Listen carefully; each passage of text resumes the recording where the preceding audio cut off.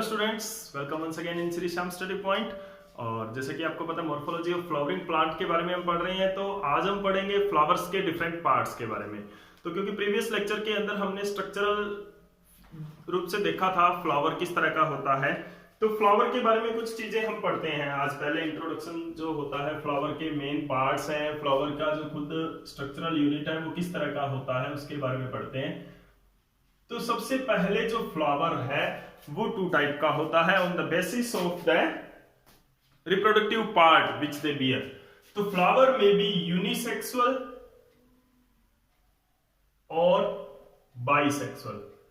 कि जो फ्लावर है वो यूनिसेक्सुअल फ्लावर हो सकता है और बाइसेक्सुअल फ्लावर हो सकता है on the basis of there reproductive part which they beer. कि कौन कौन से रिप्रोडक्टिव पार्ट्स उनके अंदर होते हैं, उसके बेसिस पर जो फ्लावर है यूनिसेक्सुअल और बाइसेक्सुअल हो सकता है।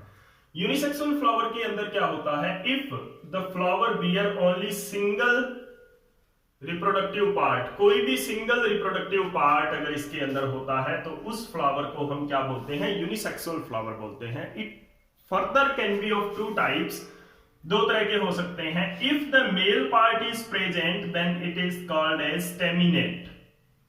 तो स्टेमिनेट फ्लावर कौन से होंगे, जिसके अंदर सिर्फ और सिर्फ मेल पार्ट्स प्रेजेंट होते हैं। और अगर only female part is there, यानी कि फीमेल फ्लावर है, then it is called as pistillate. Staminate को क्या बोलते हैं, मेल फ्लावर बोलते हैं। This is the sign of male and this is the symbol of female. तो पिस्टिलेट को फीमेल पार्ट, फीमेल फ्लावर बोलते हैं, क्योंकि इसके अंदर क्या होता है, इट बियर्स ओनली पिस्टिल्स इसके अंदर होते हैं, और इसके अंदर क्या होता है, ओनली स्टेमन्स इसके अंदर होता है। तो if the flower bear only stamen then it is called as staminate, and if the flower bear only pistil then it is called as a pistillate flower, यानी कि फीमेल फ्लावर हम कह सकते हैं।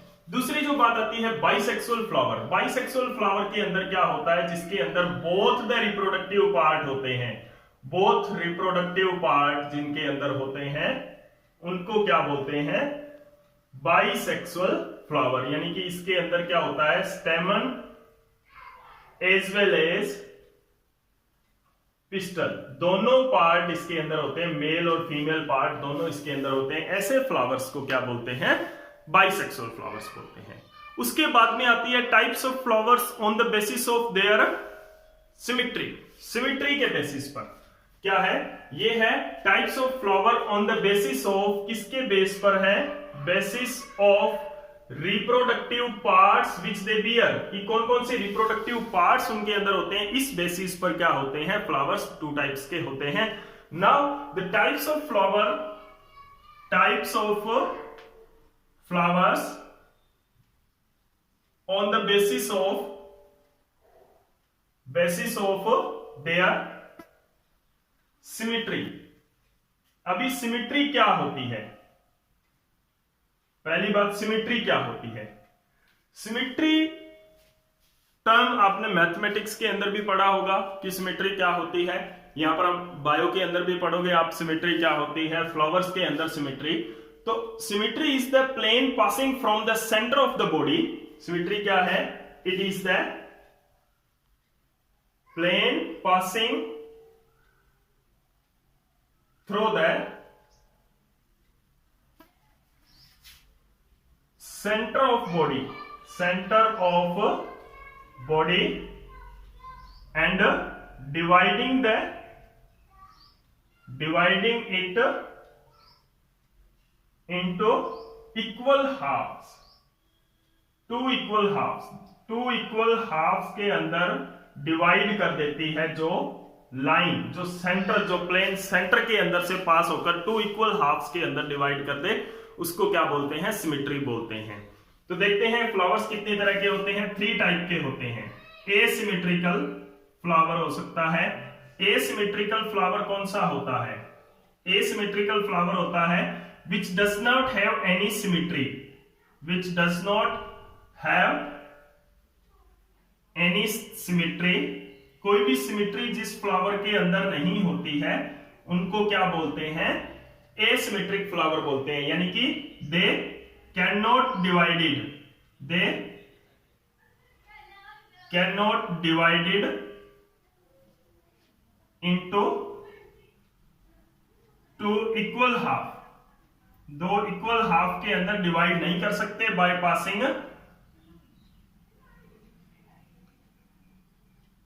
Through centre. उनके centre में से अगर कोई लाइन पास होती है तो वो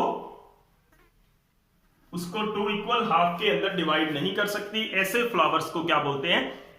एसिमेट्रिक फ्लावर्स बोलते हैं। तो एसिमेट्रिक फ्लावर्स के अंदर कौन कौन से आते हैं? जैसे कि एग्जांपल इसका क्या रहता है एसिमेट्रिक फ्लावर का? एग्जांपल हमारे पास रहेगा कैना फ्लावर्स। इसके अंदर जो सिमेट्री है एसिमेट्रिक फ्लावर्स होता है, यानी कि इस तरह का फ्लावर यहां पे होता है जिसकी कोई रेगुलर सिमेट्री नहीं होती। आप इसको टू इक्वल हाफ्स के अंदर नहीं डिवाइड कर सकते by passing any line from its centre. कोई भी सेंटर से लाइन पास करके इसको इक्वल हाफ के अंदर, जैसे एनिमल्स में अमीबा होता है इररेगुलर शेप का होता है, तो उसी तरह से क्या होता है एसिमेट्रिक फ्लावर्स भी होते हैं, जैसे कैना फ्लावर्स होता है। दूसरा है एक्टिनोमॉर्फिक फ्लावर होता है। एक्टिनोमॉर्फिक फ्लावर, एक्टिनोमॉर्फिक फ्लावर में क्या होता है? इट हैज रेडियल सिमेट्री, यानी कि एक्टिनोमॉर्फिक के अंदर क्या होती है? रेडियल सिमेट्री होती है। रेडियल सिमेट्री का मतलब क्या होता है कि the flower can divide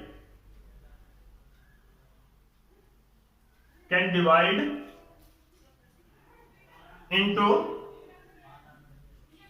two equal halves. दो इक्वल हाफ के अंदर डिवाइड किया जा सकता है। Two equal halves, the flower can divide into two equal halves by passing any plane bye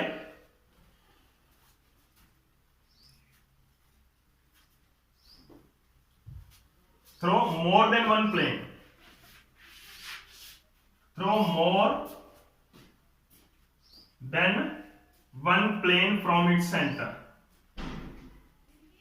from its centre से एक से ज्यादा। ऐसे कौन से फ्लावर होते हैं? सर्कुलर सिमेट्री वाले फ्लावर्स होते हैं।